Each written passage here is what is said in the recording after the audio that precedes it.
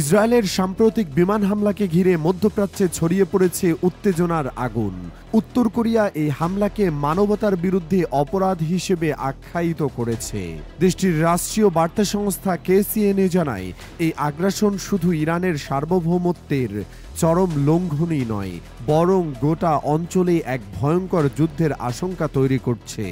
উত্তর কোরিয়ার পররাষ্ট্র মন্ত্রণালয় কড়া ভাষায় এক বিবৃতিতে জানায়, ইসরায়েল আজ কেবল একটি রাষ্ট্র নয়, বরং মার্কিন যুক্তরাষ্ট্র ও পশ্চিমা শক্তিগুলোর পৃষ্ঠপোষকতায় মধ্যপ্রাচ্যের জন্য ক্যান্সারের মতো এক সত্তা হয়ে উঠেছে। বিশ্ব শান্তি ও নিরাপত্তার জন্য এটি এক ভয়ানক হুমকি। 13 জুন রাতে ইসরায়েল তেহরানের আকাশে ব্যাপক বিমান হামলা চালায়। লক্ষ্যবস্তু ছিল সামরিক ও পরমাণু স্থাপনা।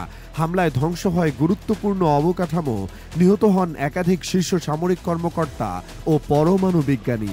এই ঘটনার পর থেকেই দুই দেশের মধ্যে চলছে পাল্টাপাল্টি হামলা টানা 6 দিন ধরে। ইরান পাল্টা জবাব দিতে গিয়ে ছুড়েছে প্রায় 400টি ব্যালিস্টিক ক্ষেপণাস্ত্র এবং 1000 ড্রোন। যুক্তরাষ্ট্রের CNN-কে দেওয়া সাক্ষাৎকারে ইসরায়েলি সামরিক কর্মকর্তারা জানান, এর মধ্যে অন্তত 20টি ক্ষেপণাস্ত্র সরাসরি আঘাত হেনেছে বেসামরিক এলাকাগুলোতে। এখন পর্যন্ত নিহত হয়েছেন অন্তত 24 জন ইসরায়েলি, যাদের মধ্যে রয়েছে বেসামরিক নাগরিক ও সেনা সদস্য। এদিকে ইরানের ইসলামী বিপ্লবী গার্ড বাহিনী বা IRGC জানিয়েছে, তারা ইসরায়েলের ভেতরে লক্ষ্যবস্তুতে হামলা চালাতে ব্যবহার করেছে নিজেদের তৈরি ভয়ঙ্কর অস্ত্র সেজিল-2।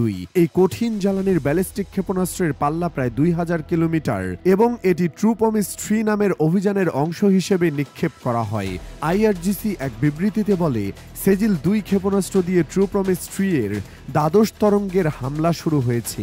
এই হামলা শুধু প্রতিশোধ নয়, বরং বার্তা, আমাদের সার্বভৌমত্বে হস্তক্ষেপ করলে তার মূল্য দিতে হবে। যদিও CNN এখনও ইরানের সেজিল-2 ব্যবহারের দাবির স্বাধীন যাচাই করতে পারেনি, তবে বাস্তবতা বলছে এক ভয়াবহ সংঘাতের মধ্যে ঢুকে পড়েছে গোটা মধ্যপ্রাচ্য।